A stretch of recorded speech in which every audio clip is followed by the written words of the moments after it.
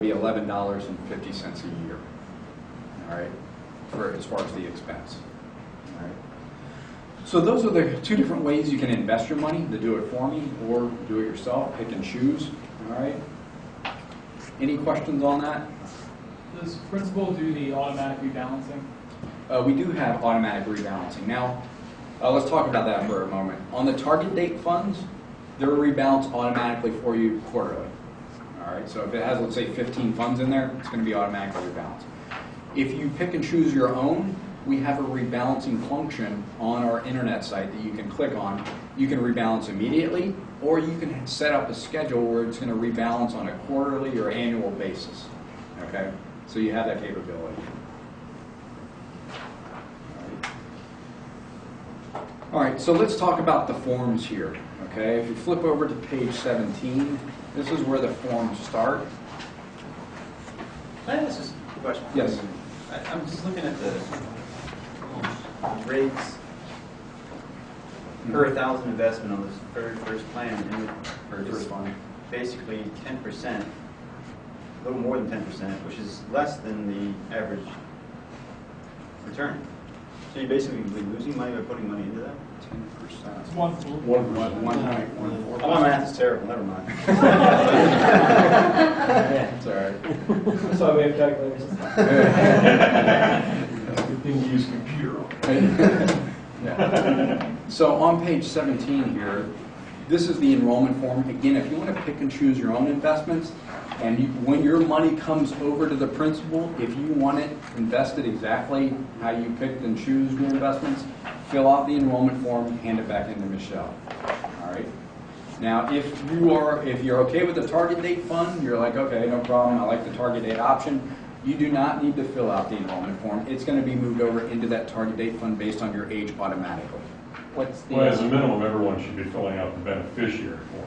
Yes, and then we're going to get to that. That's the very next form. Oh, Thank you. okay. Yeah. Thanks. Still welcome to name Ben Jolly. Yeah. Yeah. So let's talk about the beneficiary form, page 23. All right. This is important to update. Now, everybody that currently has a plan will need to fill this out. So if you have a 401K at the old company, it's coming over to principal, everyone has to fill this out that currently has an account. The beneficiary form, if you are married, your spouse has to be the primary beneficiary. Now, technically, they don't have to be, but if you do not want them to be, they have to sign this form in front of a notary. With that, I say good luck. All right. All right. So, if you are not married, you can make anybody the primary beneficiary. You make a trust a beneficiary, or does it have to be a person?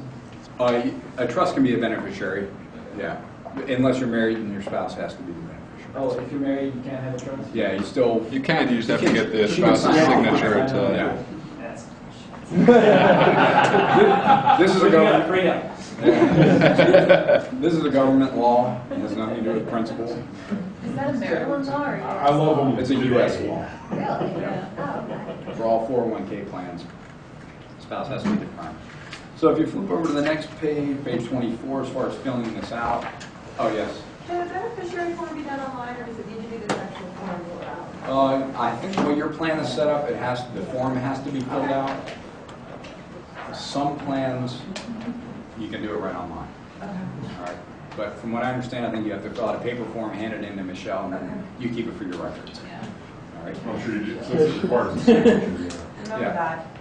So on this form, let's say, for instance, you're married, you have 2 kids. Your spouse would be the primary beneficiary. Your 2 kids would be the secondary beneficiary at 50-50 each. All right? Unless you like one child more than the other, 75-25. Just don't tell them. All right.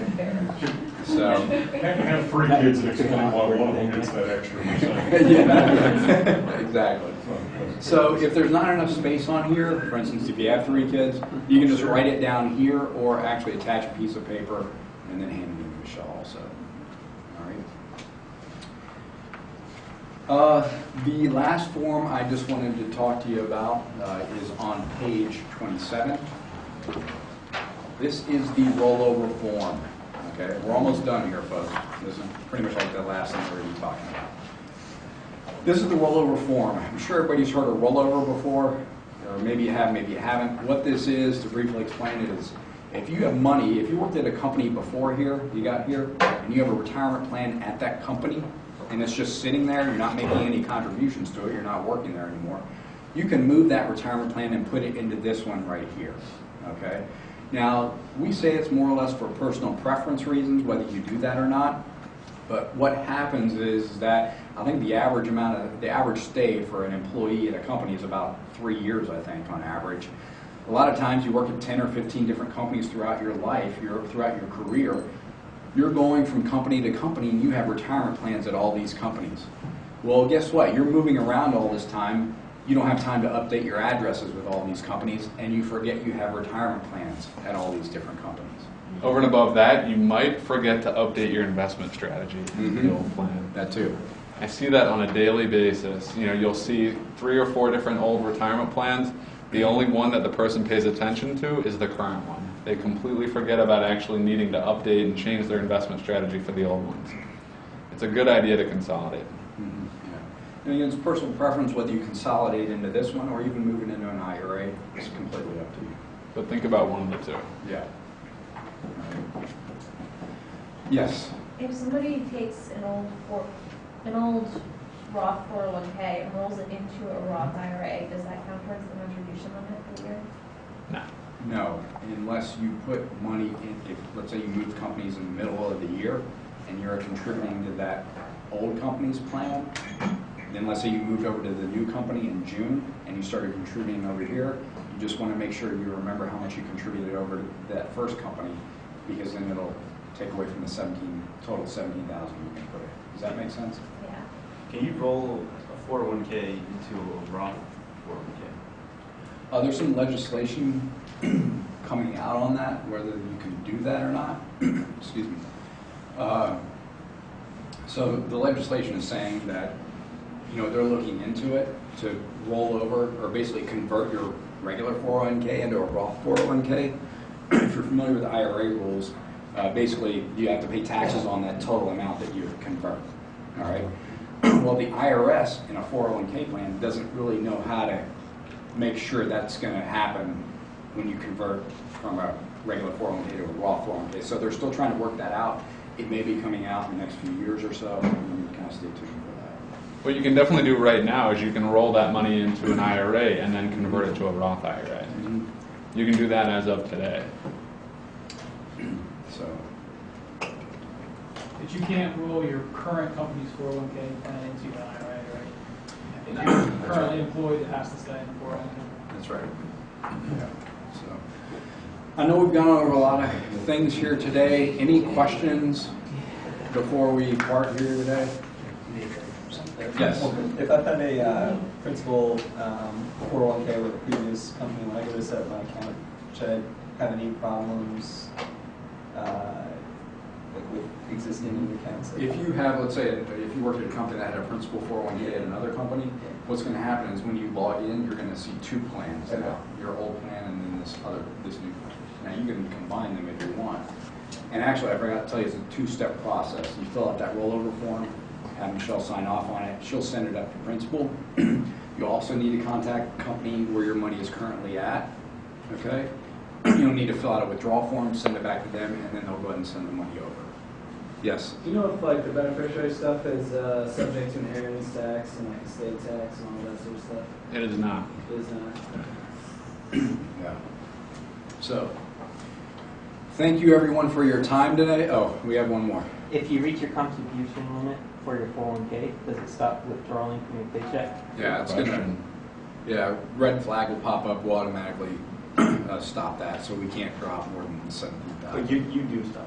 Mhm. Okay. Will you notify Michelle so she can correct it in payroll? Yeah, I think that's what happens. A message gets to your message center, and then that's how you. ADP didn't, so that's what I'm asking. Oh, really? Okay. Yeah. All right. And they did payroll it. If you go over, I'm sorry. what happens if you do go over by mistake? Well, then you'll just get it refunded. at the Black end of the year. helicopters. Yeah. The CIA comes in with their SWAT team, and You immediately go to jail. Yeah, exactly. So it'll just be refunded. So. But not to the end of the year. Not to the end of the year.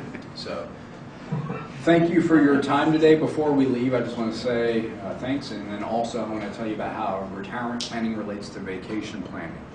So, has anybody taken a vacation recently, going on vacation, or has ever been on a vacation in their life? Yeah. All right. And how long did you go for? 2 weeks. And how long did you plan for that vacation? Half a year. Perfect. Who else took vacation? Was it you? I went to Vegas last week. How long did you go for? 5 days, 7 days. How long did you plan for that vacation? Like how long before? Yeah. I don't know, a month. Okay. That's still good. And this is normal. Has anybody taken 6 months to plan for their retirement this year? Has anybody taken 1 month to plan for their retirement? How about 1 day? So the last 4 years. No, it lasts 4 years. So the fact of the matter is that more people take longer to plan for a 1 or 2 week vacation than they do for a 30-year journey in retirement. All right. We've gone over a lot of great tools and resources in the book, and we have a lot of great tools and resources online. The two things I'll leave you with is make sure you're saving enough for your retirement, and make sure you kind of know exactly what you're investing in. All right. Before we let you go, can we go through one quick thing also? Yeah. So let's say they're currently enrolled in the ADP plan, contributing, and they just want to keep the same contribution rate, and they're fine with the default investment. Do they need to do anything at all? They do not need to do anything. Besides fill out the beneficiary form. That's the one thing you got to do. And then let's say you want to change your contribution rate or change your investment option. Then, in that case, they fill out the enrollment form. Exactly. Did everybody get that? So you don't technically have to do anything other than fill out the beneficiary form unless you want to change something. You know, once that money comes over into the target date fund, okay, you can go ahead and move it the very next day if you want. Okay, so. And also, future contributions will get allocated the way you put on the form. Yeah, future contributions will be on the way that you fill out the enrollment form. If you don't fill out the enrollment form, it's going into the target date fund. And again, these need to probably be back into Michelle, the enrollment forms within let's say a 2 week period or so. 2 weeks from Friday. Yeah, 2 weeks from Friday. So on your website, can I change at any time where my funds are going? Yeah, absolutely. You can go right online, log into your account, move from one fund to another. You can do all that kind of stuff. Should ask their mom and dad first.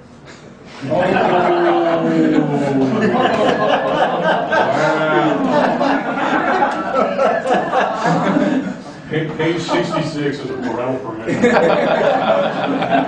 Ben, I'll get you back on stage, so don't worry. This is a tough crowd.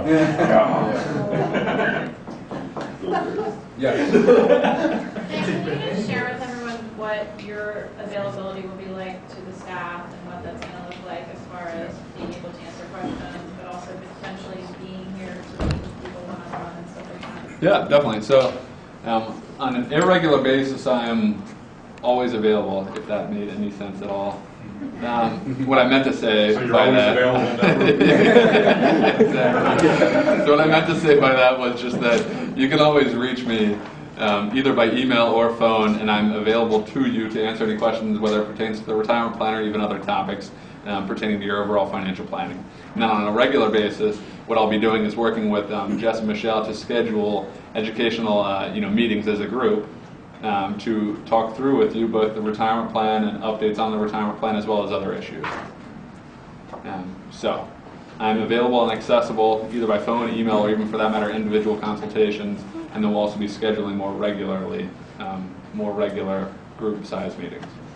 And do we already have your contact information? What's that? And do we already have I can your send that contact out. information? It should be on the QDIA notice, I believe, and then I'll send it out, yeah. it's also definitely Good. All right. Thank you. No problem.